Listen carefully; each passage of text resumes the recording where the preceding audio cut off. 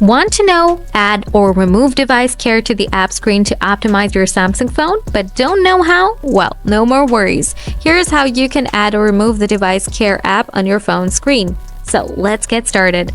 First, open up the settings. Then scroll down and find out the device care option. Tap on it. After that, tap on the three dots icon from the top right corner. Next, tap on settings. Toggle on the Show Device Care on app screen. Now go back to the home screen.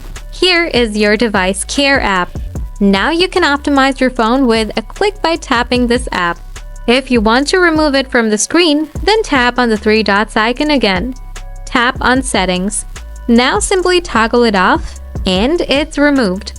So viewers, hope you found this video useful. If you have anything to know, feel free to ask in the comments below.